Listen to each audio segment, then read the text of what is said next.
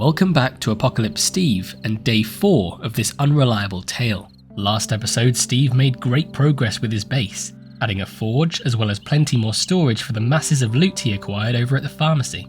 And looting was another main objective for today too, as well as some much needed base renovations. Eager as ever, Steve crept his way down to the ground floor, ready for daybreak. Something that had been playing on his mind was his trusty ladder. You see, Steve isn't the only one who can climb ladders. Oh no. Those nasty zombies are nimble when they want to be. To combat this, Steve decided to remove the lower section, preventing the Zeds from getting up, but still within reach for him to grab hold of with a sprightly jump. Unfortunately, the ladder was made of solid iron, so this was going to be an ongoing saga. With one section removed, Steve was tuckered out. Whew. I'll come back to that later. Steve headed across the road, just to explore his new neighbourhood. He found some kind of warehouse. So, with bow in hand and sneak mode engaged, he went full stealth mode.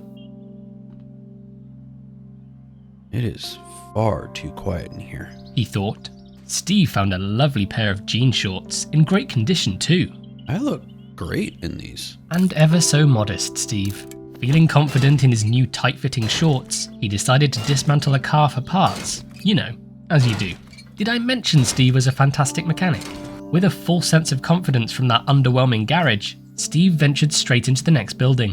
Whether it was the early morning sun or the birds tweeting, Steve felt calm, relaxed.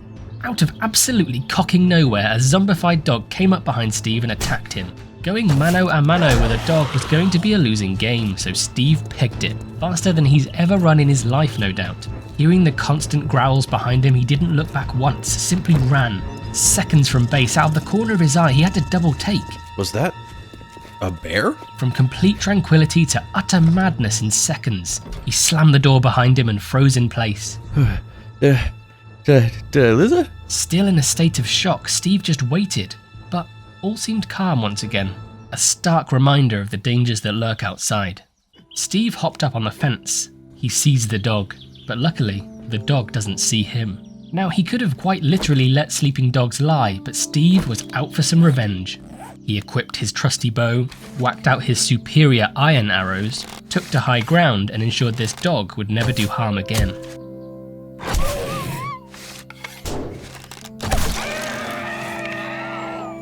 With the dog dealt with, Steve went back over to the pharmacy for yet another sweep, as he was convinced there was still loot to find. And he was right, this place is the gift that keeps on giving.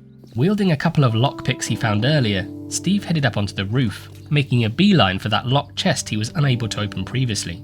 Steve had never tried lockpicking before, but how hard can it be? He thought. Knowing his makeshift picks were fragile, he tampered delicately, but alas, the first one broke. Shoot. With only one lockpick left, it was all or nothing. Thankfully, Steve had a knack for it and cracked the lock within seconds. Inside was a myriad of top-grade loot, including ammo, explosives, and a first aid kit. There was also some scrap armor, but Steve was all about stealth, and this was far too clunky for him. Confident the pharmacy was finally fully looted, he headed out. Whilst already in the looting mood, he headed next door into a hardware store. Working stiff tools. Hardware for hard-working men. Why just men? An extremely valid question, Steve. This place deserves to be ransacked purely based on that terrible slogan. His mind elsewhere, he accidentally kicked a can which awoke a nearby Zed. This guy wanted to make an entrance. That must have been painful on his shins. It didn't take long for this guy to be taken out.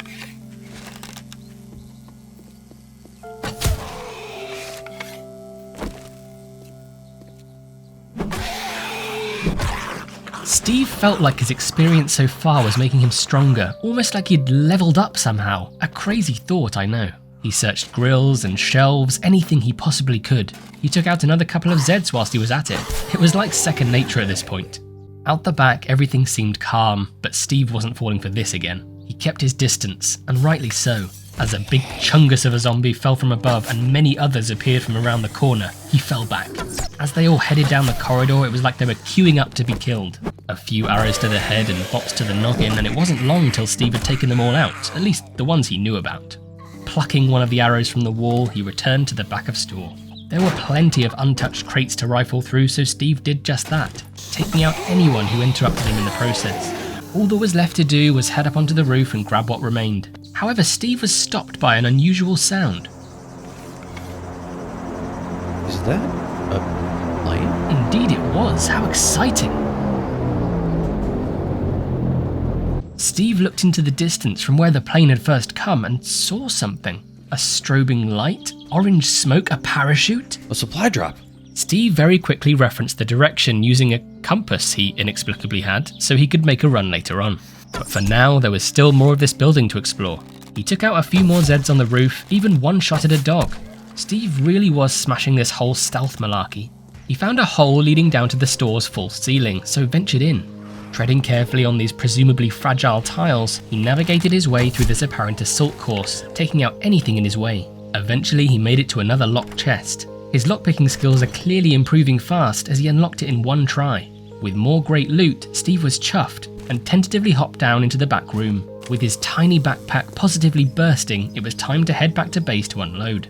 Now back at base, it was time for Steve to organise the heck out of his loot. So satisfying. Once again, splitting his findings into food and medical, ammo, and, well, other.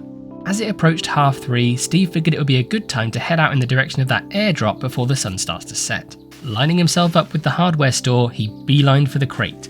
As he strolled down this dusty road, Steve took an ambitious shot, not expecting to land it, but bam, right in the head. God, I'm good. And just like that, there it is, the orange smoke. He took out a lurking Zed before sprinting for the crate. Opening it up with his imaginary crowbar, Steve found some farming items, antibiotics, and a first aid kit. Incredible work, Steve. Thanks. Steve, what did I tell you about acknowledging the narrator? Sorry. Oh, I did it again. Opening up his farm bundle, Steve found farm plots and a whole bunch of seeds. Sustainability, here we come. With the supply drop captured, he headed back to town. On his way back, he found a small stream, so decided to fill 25 jars that he inexplicably had on his person. These could later be purified once home. Here's another cracking shot from Steve, just cause.